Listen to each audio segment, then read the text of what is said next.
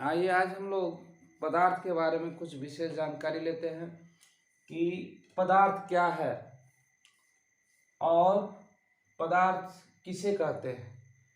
ये एक प्रश्न है कि पदार्थ क्या है और पदार्थ किसे कहते हैं। पदार्थ जिसे हम आँखों से देखते हैं, जितना भी चीज़ें दिखाई देती है वह पदार्थ है। दूसरे शब्दों में हम ये भी कह सकते हैं कि जिसे हम आँखों से देख नहीं सकते हैं, अनुभव करते हैं, वह भी पदार्थ है। और हम ये भी कह सकते हैं जिसको हम देख के गिन सकते हैं वह भी पदार्थ है, और जिसे हम देख नहीं सकते हैं वह भी पदार्थ है, और उसको जिसको हम गिन नहीं सकते हैं, अनुभव करते हैं, वो भी पदार्थ है। और पदार्थ में क्या है कि वो स्थान घेरता है।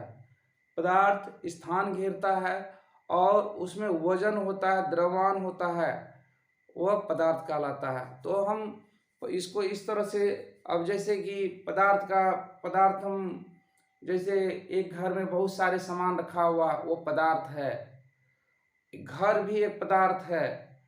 इनको हम इस तरह से परिभाषित कर सकते हैं। जितना भी चीज़, पहले हम शब्दों में हम ये कहें कि जितना भी चीज़ अपने आँखों से हम देखते हैं वो पदार्थ है, और कुछ पदार्थ ऐसे हैं जिनको हम आँखों से नहीं भी देख पाते हैं लेकिन अनुभव होता है, वह भी पदार्थ है। जैसे हवा, बहुत सारे गैसें हैं जिनको हम आँख से देख नहीं सकते लेकिन उसमें द्रव्यमान होता है, वजन होता है, उनको हम गिन नहीं सकते हैं। और कुछ पदार्थ ऐसे हैं जो स्थान घेरने के साथ साथ उसमें वजन भी होता है, उनको हम गिन भी सकते हैं, वह भी पदार्थ है। तो आइए आज हम पदार्थ को परिभाषित करते हैं।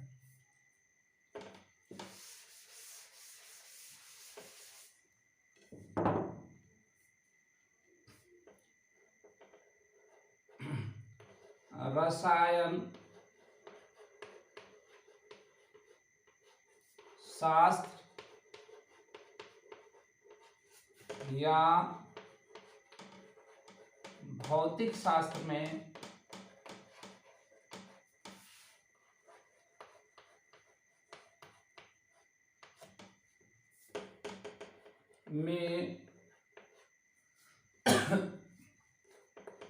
पदार्थ उसे कहते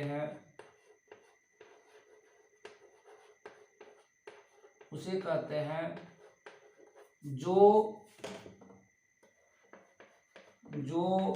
स्थान घेरता है, स्थान घेरता है तथा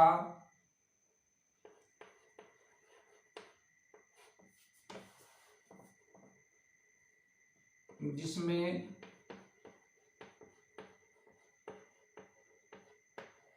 द्रव्यमान होता है।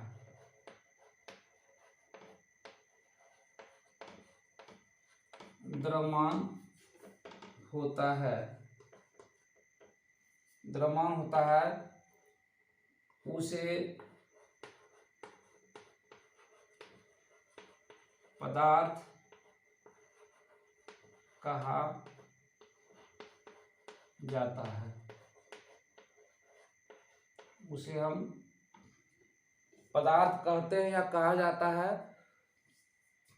ये तो परिभाषा संख्या, हम इसको 1 मान लेंगे, परिभाषा संख्या 1। दूसरा परिभाषा हम इस तरह से भी दे सकते हैं। अब दूसरा परिभाषा हम कैसे देंगे, या इनको पहले एक बार समझ लें। रसायन शास्त्र या भौतिक शास्त्र में पदार्थ उसे कहते हैं जो स्थान घेरता है। स्थान घेरता है, जैसे टेबल किसी भी स्थान पे खड़ा करेंगे, रखेंगे तो वो अपना जगह घेर लेता है। कुर्सी को लगाएंगे तो वो जगह घेरता है। अगर जहाँ हम सोते हैं चारपाई लगा हुआ तो वो स्थान घेरता है। उसके साथ साथ क्या होता है पदार्थ में, जिनको हम गिन सकते हैं, टेबल कुर्सी को गिन सकते हैं, डब्बा, बहुत सारे डब्बे को गिन सकते हैं, और बहुत से पदार्थ ऐसे हैं जिनको हम, जैसे सब्जी है, सब्जी में आलू, बैंगन, गोभी को हम गिन सकते हैं। लेकिन कुछ ऐसे पदार्थ है जिसको हम गिन नहीं सकते, धान चावल गेहूँ, इनको हम गिनने में गिन सकते हैं लेकिन बहुत सारे समय लगेगा, तो इसलिए उसे भी हम पदार्थ कहते हैं। और कुछ पदार्थ ऐसे हैं जिनको हम गिन नहीं सकते हैं, वजन कर सकते हैं, जैसे पानी, तेल, घी, पेट्रोलियम, डीजल, मोबिल, केरोसिन, ये सब क्या है जिनको हम वजन कर सकते हैं, उसका द्रव्यमान होता है, उनको गिना नहीं जा सकता है, उनको हम गिन नहीं सकते हैं, वो भी एक पदार्थ है। और कुछ ऐसे है जिसमें क्या होता है, द्रव्यमान होता है, उसमें द्रव्यमान होता है लेकिन गिना नहीं जा सकता है, वो भी पदार्थ है।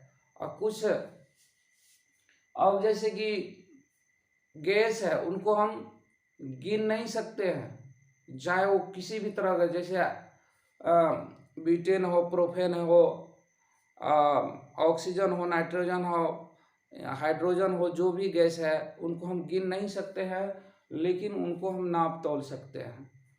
तो उसका आकार नहीं होता, कुछ पदार्थ ऐसे जिसका आकार नहीं होता है। तो आइए फिर हम दूसरे तरह से इनको दूसरा परिभाषा के साथ इस तरह से हम कर सकते हैं। पहला परिभाषा है, रसायन शास्त्र या भौतिक शास्त्र में पदार्थ उसे कहते हैं जो स्थान घेरता है, जो जगह घेरता है, जो जिसमें द्रव्यमान होता है, जिसमें वजन होता है, भार होता है, जिसको हम नाप तौल सकते हैं, उसे पदार्थ कहते हैं। ये परिभाषा संख्या 1 मान लेते हैं इसको। लेकिन दूसरा परिभाषा हम इसको भी इस तरह से कह सकते हैं कि पदार्थ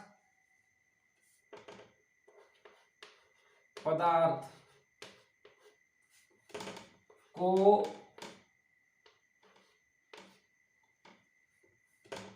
न ही नष्ट, या इसको हम इसे भी कर सकते हैं जिसे हम न नष्ट कर सकते हैं न उत्पन्न कर सकते हैं। पदार्थ जिसे हम न ही उत्पन्न कर सकते हैं, उत्पन्न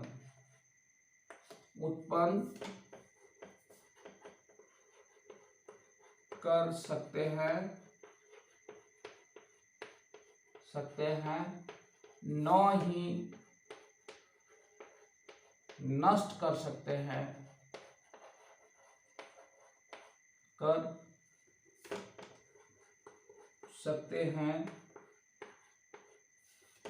अर्थात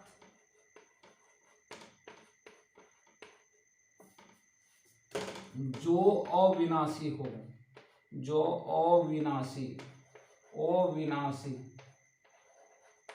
विनाशी हो, पदार्थ कहलाता है, पदार्थ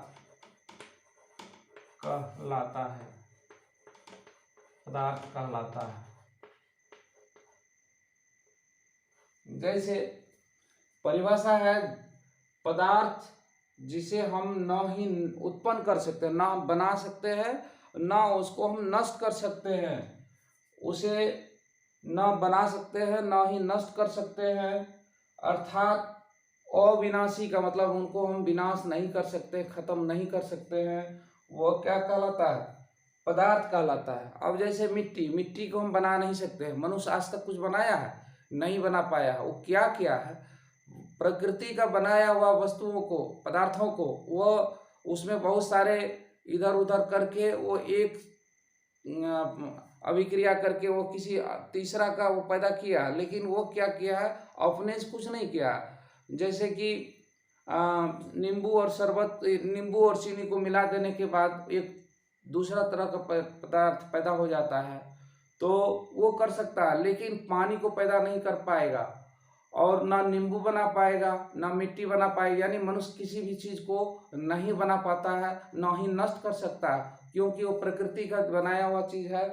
लेकिन क्या होता है, तो एक दूसरे में खाली परिवर्तन करता है, लेकिन बना न सकता है, ना ही नष्ट कर सकता है।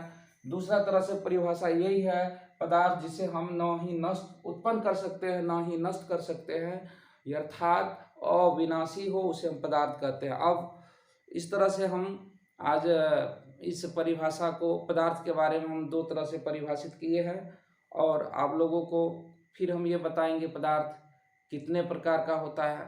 तो अब अगले वीडियो में हम बहुत दिनों से वीडियो नहीं बना पाए थे, बहुत सारी परेशानी थी जिसको हम अपने शब्दों में व्यक्त नहीं कर सकते हैं।